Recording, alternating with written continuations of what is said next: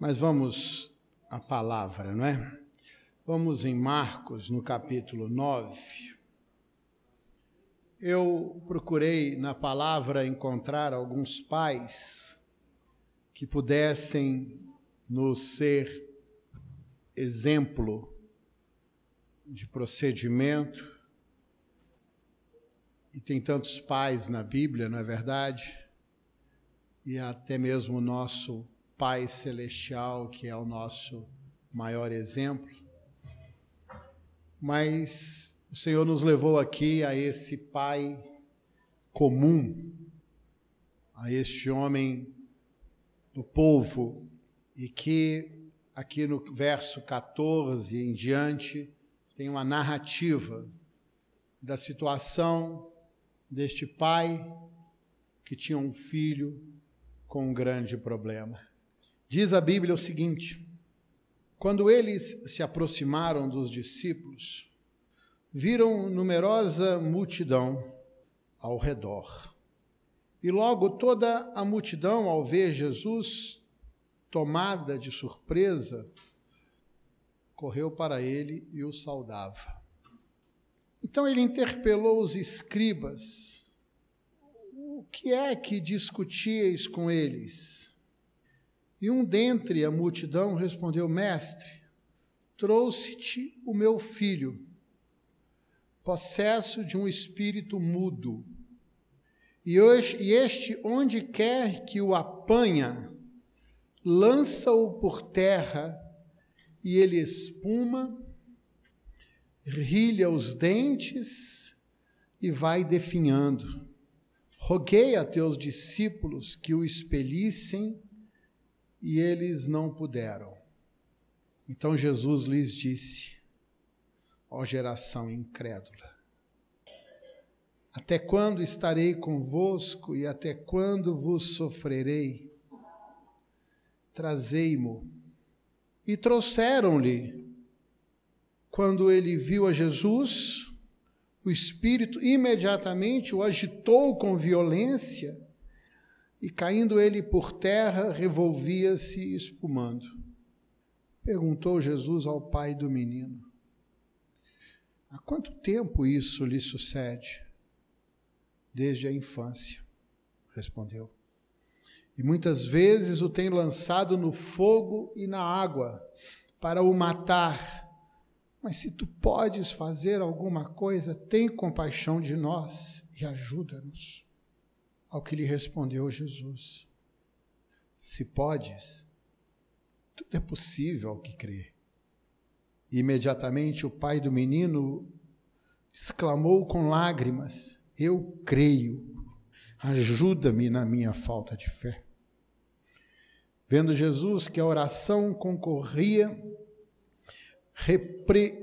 repreendeu o espírito imundo, dizendo-lhe: espírito mudo e surdo, eu te ordeno, sai deste jovem e nunca mais tornes a ele.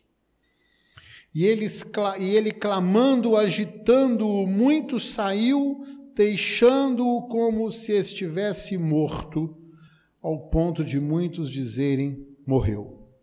Mas Jesus, tomando-o pela mão, o ergueu e se levantou. E quando entrou em casa, os seus discípulos lhe perguntaram em particular: por que é que não podemos nós expulsá-lo?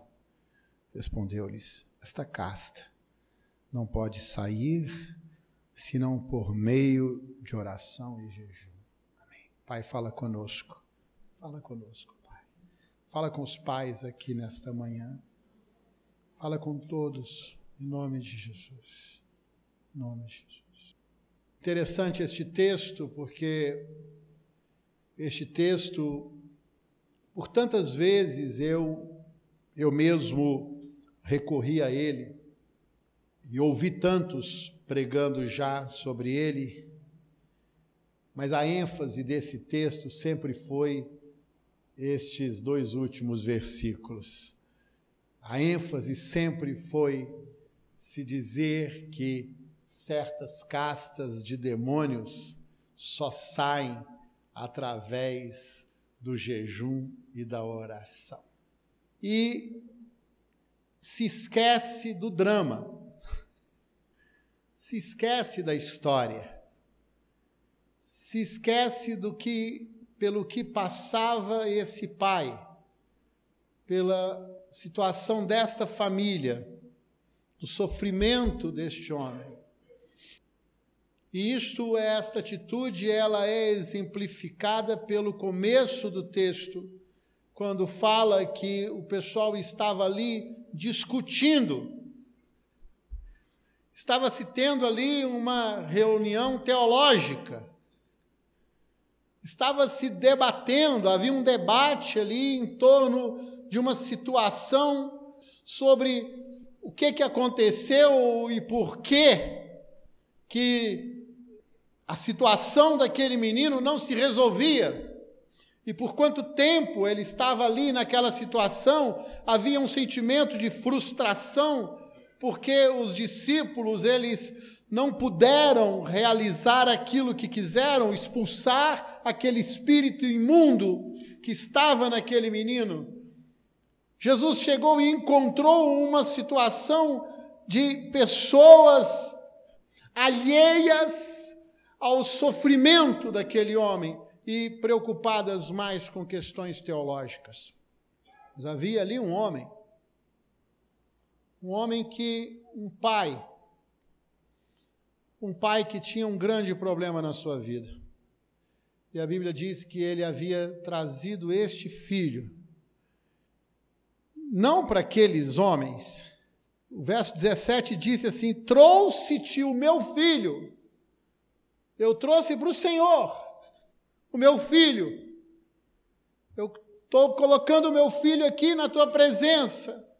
Sabe, pais, a Jo falou aqui sobre esta nossa função de sermos os protetores da casa, né? Se fala muito sobre igualdade hoje em dia de direitos, mas na hora do ladrão, quem vai é o homem, não é verdade? Na hora que ouviu o barulho lá fora, você falou assim: vai lá, Vanessa, resolveu o problema. Não. Não, quem vai resolver é o homem que vai lá fora, encarar a fera, encarar o problema. O homem traz sobre si estas preocupações. Há uma expectativa em relação aos pais, aos homens, que eles exerçam esse papel de protetores, de provedores, não é verdade? E de segurança. E nós muitas vezes nos esquecemos, porque, meu Deus do céu, parece assim que esta questão da oração é papel da mulher. Tem até livro que diz assim: o que acontece quando as mulheres oram. E eu ainda não vi o livro dizendo o que acontece quando os homens oram. Não, está aí, com certeza. Foi num livro, outro livro, Paulinho. Escreveram isso. O que acontece quando os homens oram. Eu confesso aos irmãos que, assim, Deus vem falando comigo há muitos anos, desde quando ali na Lagoinha, me deram o encargo de ser um dos pastores da rede de homens. E eu vi como que era difícil esse trabalho. Como que é difícil. O Osmar já foi líder de homens lá na Pompeia, né, Osmar? Eu lembro do Osmar lá. Como que é difícil o trabalho com os homens. Quando se fala em ministério de oração, eu fico assim, fiquei maravilhado um dia desses, quando eu ia mexendo em algumas coisas, eu entrei num site católico e eu vi uma reunião de homens para rezar o terço. Homens que se reúnem para rezar o terço. E era uma quantidade de homens só, enorme, para rezar o terço juntos. Sabe? Aquilo ali me causa esse tipo de espanto, porque nós parece que estamos tão ocupados com as nossas atribuições, com os nossos encargos, estes nossos encargos da lida, do dia a dia, da guerra de cada um, que nos esquecemos que a verdadeira guerra tem que ser travada no mundo espiritual, com as armas certas. E a arma certa para se travar a guerra espiritual é a oração. Nos nossos ímpetos, no nosso afã de resolver as coisas logo, muitas vezes nós negligenciamos isso e ficamos aí dando murro em ponta de faca. Esse texto, para mim, ele fala sobre essa decisão desse homem de buscar no Senhor o socorro para a sua casa, o socorro para a sua família, a solução para o seu problema, buscar no Senhor, fazer do Senhor a fonte de verdadeira provisão para a sua casa, tendo a plena consciência do que está escrito lá no Salmo 127, que diz que se o Senhor não edificar a casa, em vão trabalham os que a edificam. E se o Senhor não vigiar as muralhas, em vão vigiam as sentinelas. Não tem grade, não tem cachorro, não tem alarme, não tem nenhum esquema de segurança, não tem aula de jiu-jitsu, de krav maga, de karatê, judô, não tem PT 380, 38, 45, escopeta, bazuca ou canhão. Se o Senhor não guardar a casa, em vão vigiam as sentinelas. Se o Senhor não edificar a nossa casa, nós vamos trabalhar em vão. Se nós não termos isso em conta e em ênfase claramente em nossa vida, nós não vamos colher o fruto que nós verdadeiramente desejamos, que é ver não somente a nossa casa provida de alimento, as contas pagas, os filhos saudáveis, tendo ali um bom plano de saúde e coisas assim, mas, fundamentalmente, vê-los sendo e se tornando homens e mulheres de Deus, que temam o Senhor e que andem debaixo da sua bênção e da sua proteção. Isso é tudo que nós devemos desejar e pelo que nós temos que trabalhar. Nunca perder isso de vista. Nunca perder isso de vista. Nunca nos envaidecermos com as nossas realizações. Ou acharmos que temos que mostrar para os nossos filhos todos estes valores de homens de trabalho, homens sérios, éticos, que temos que ser. Mas que, antes de tudo, os nossos filhos vejam em nós que nós somos homens de Deus.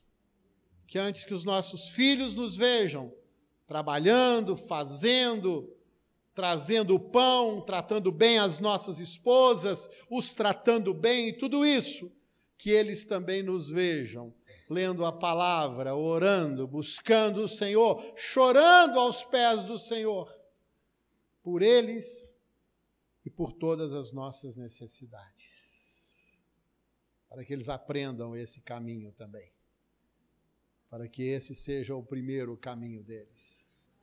Este homem, ele tinha esse drama que eu sei que o meu irmão Aurélio, nessa função abençoada que ele tem vivido nela, pesada, né, meu irmão, de ver sofrimentos dessa ordem, de ver cenas dessa natureza, como aqui nessa semana eu chorei também vendo uma reportagem de um pai que foi buscar, numa cidade do interior do Rio Grande do Sul, foi buscar o filho numa festa que o filho estava fazendo de formatura, e na saída da festa o filho pediu para que ele desse carona a um casal que era de outra cidade, e um bando de rapazes vieram e bateram no filho dele, no outro casal, e mataram o filho dele dentro do carro dele, e ele falando, eu não pude proteger meu filho. Não pude fazer nada. Que meu filho virou para ele, pai, minha testa está cortada. E ele falou, vou levar você para o hospital. E ele sangrou até a morte. O filho. E que ele não pôde fazer nada. Por isso que nós temos que sempre orar e dizer, não nos deixes cair em tentação e livra-nos do mal, Senhor. Livra-nos do mal o tempo inteiro. Livra os nossos filhos do mal. Livra-os. Assim como esse pai veio ao Senhor, Pai, Jesus, livra o meu filho desse mal. E se sua fé é pouca, se o seu vigor é pouco, ore como este homem orou e disse ao Senhor, aumenta a minha fé, Senhor. Eu quero crer mais, eu preciso crer mais, eu preciso chorar mais. Ele veio chorando ao Senhor, e imediatamente o pai do menino exclamou com lágrimas, eu creio, eu preciso crer. Eu preciso crer, porque eu preciso ver o meu filho salvo. Eu preciso ver o meu filho liberto. Eu preciso ver o meu filho, sabe, diferente. Desde a infância, este menino vinha nesse drama. Cenas horríveis eles já tinham presenciado. O menino sendo lançado no fogo. Oh, meu Deus do céu. Na água, o diabo lá, o demônio querendo matar o menino. Quantas vezes o pai se agarrando a esse menino para ele não se queimar ou não morrer afogado. Tendo que vigiá-lo o tempo inteiro. Meu Deus do céu. Vocês já pensaram nisso? É bom pensar nisso. É bom pensar nisso para que você veja que o Senhor está atento e Ele está pronto para estender a sua mão e resolver o seu drama e trazer a sua vitória, trazer a sua bênção. E fazer aquilo que, com certeza, você não é capaz de fazer. Você não é capaz de vigiar o seu filho. Agora meu filho está ali começando a querer sair com os coleguinhas. Dia desse foi para um shopping aí, jogar boliche com os coleguinhas. Quem disse que eu e a minha esposa ficamos calmos? Fui levar ele, aquele marmanjão, lá no shopping. Só saí de lá depois que eu vi que chegaram. Sabe, fica inquieto, você fica ali, mas tem que entregar. Tem que orar, descansar e saber e ter essa certeza de que Deus cuida, de que o Senhor é quem vai cuidar deles, melhor do que nós somos capazes de cuidar. Melhor, sempre melhor. Quando eu orava aqui pelos dízimos e ofertas, eu pedi a Deus que não deixasse que o devorador tocasse naquilo que pertence ao Senhor. Entenda isso. O devorador não pode tocar naquilo que pertence a Deus. Ele não toca naquilo que pertence a Deus. Quando nós trazemos nossos dízimos e ofertas, nós estamos revelando na atitude de fidelidade, de obediência ao Senhor, nessa mordomia de que aquilo que nós temos não é nosso, é do Senhor. É uma expressão de mordomia que nós fazemos. E isso se reflete em tudo que nós temos e que dizemos que é nosso, mas é nosso porque o Senhor confiou nas nossas mãos, mas nós não podemos ficar assim, tão possessivos e presos a isso, porque esse fardo é muito pesado. Nós temos que descansar na poderosa mão do Senhor e deixar que os filhos sejam filhos do Senhor e tratá-los como filhos do Senhor. cuidar deles como filhos do Senhor, não como nossos, que nós possamos fazer o que nós achamos do jeito que nós queremos. Não, fazer segundo o conselho de Deus e a palavra de Deus, e ensiná-los no caminho e ser exemplo, como nós vimos esse vídeo aqui, porque isso é verdade. Os nossos filhos estão sempre nos observando. E a nossa oração tem que ser essa: Deus, tem misericórdia de nós, não é verdade? Que nós sabemos que nós somos falhos. E o nosso desejo é que os nossos filhos sejam melhores do que nós. Sejam melhores do que nós. E essa é a oração que eu faço também, pedindo a Deus que o meu filho não seja, o coração dele não seja entristecido pelos meus erros. E que o Senhor compense isso de alguma forma. Sempre nós oramos, mas nós não podemos fazer dessa oração estilo de vida. Que o Senhor esteja sempre compensando os nossos erros. Mas nós temos que nos esforçar para sermos realmente exemplo para os nossos filhos. Há um mandamento muito importante. Há um mandamento para os filhos, que diz assim: honra teu pai e tua mãe, para que eles vão bem e se multipliquem, tenham seus dias prolongados, vivam muito. Há uma promessa, é o único mandamento com promessa. E eu sei que a gente tantas vezes quer exigir honra, mas nós temos que ser pessoas honráveis. Honráveis. Honráveis. É nossa parte. Quando a Bíblia fala lá, pais, fala filhos, em tudo obedecei aos vossos pais, diz também pais, não ireis os vossos filhos. Não os conduz à ira, porque muitas vezes é o pai que leva o filho a desonrá-lo pelas suas atitudes.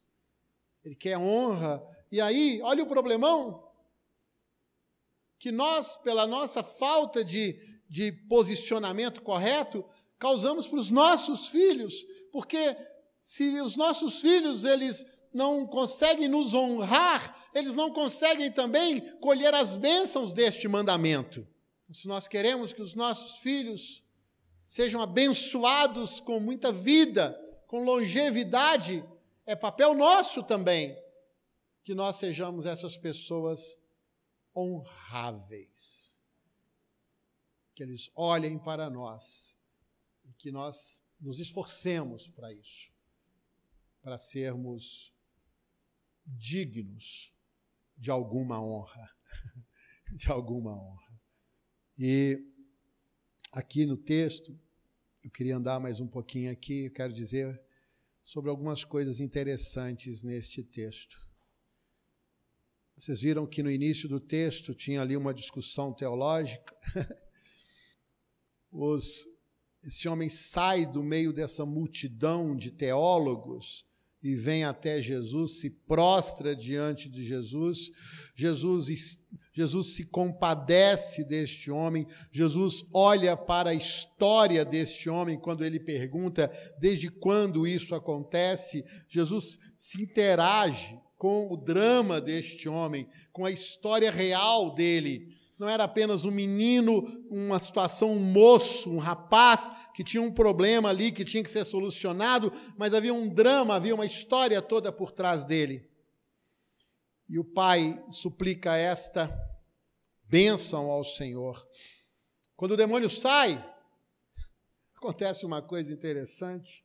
Vocês viram aqui, no verso 26, diz assim, que quando o espírito imundo saiu do jovem, deu uma sacudida forte nele, e aí ele caiu. A Bíblia fala como se estivesse morto, ao ponto de muitos dizerem morreu. Quando eu vi isso, eu me lembrei de tudo que o Senhor tem falado conosco aqui, sobre essa transição entre a libertação e a nova vida. O menino, ele é liberto, e para que este espírito imundo nunca mais voltasse para ele, porque porque a palavra de Deus diz que quando se expulsa um espírito imundo, ele vai embora, ele fica rodando lá pelas regiões desertas, e se ele olha para trás e vê que a casa está o quê? Vazia, ele diz o quê? Voltarei para minha casa. E ele traz consigo 7 piores. Alguma coisa tem que acontecer na vida dos nossos filhos, em todo o processo, em todo o desejo que temos, que a vida deles verdadeiramente seja uma bênção e eles sejam alcançados pelo Senhor. Nesse processo, dessa transformação, desta cura, os nossos filhos também precisam morrer. Morrer para serem em seguida levantados pelo Senhor, erguidos pelo Senhor para essa vida nova. Então nós temos que ser este exemplo deste caminho de morte, deste caminho de transformação e conduzir os nossos filhos a este caminho. Porque Deus não tem neto, gente. Saiba disso. Meu querido, meu irmão, Deus não vai salvar o seu filho, não vai levar, né? Seu filho não vai subir no dia da volta do Senhor, porque é seu filho. Ele vai, e vai mesmo, porque ele é filho de Deus também. E é o que nós temos que tornar. Os nossos filhos, filhos de Deus, gerados pelo Espírito, homens e mulheres cheios de Deus. Oremos sem cessar, clamemos ao Senhor, antes de tudo, entendamos as nossas fraquezas e as nossas limitações, e que o Senhor, Ele é Deus provedor, que Ele, o nosso Pai Celestial, aleluia por isso, porque Ele verdadeiramente é fonte de toda segurança, Ele é fonte de toda provisão, Ele é fonte de toda vida. O nosso Pai do céu. Que Ele seja nosso Pai e Pai dos nossos filhos também. Em nome de Jesus. Amém? Amém. Então nós vamos ficar de pé, nós vamos orar. Eu quero orar com os meus irmãos valentes. Eu queria que os meus irmãos valentes, os pais, viessem aqui à frente. Venham todos aqui à frente, por favor. Só os pais, venham aqui à frente. Isso. Tem 16 homens aqui na frente. Assim, eu quero me solidarizar com os meus irmãos. Eu sei da luta de cada um, do desejo de cada um. E que pesa sobre nós esta responsabilidade e esse desejo de ver a nossa casa sempre suprida, o nosso povo sempre feliz, abençoado, sadio. Esse é o peso no nosso coração. O país está passando aí por esta crise e muitas vezes, né, muitas casas hoje estão sendo assim, as coisas estão mais apertadas. E nossos filhos nem se preocupam com isso. Somos nós que temos que nos preocupar em fazer chegar ali o pão, o alimento. Somos nós que temos que nos preocupar o tempo inteiro com isso. Quero orar, pedir a Deus pelo trabalho de cada um aqui.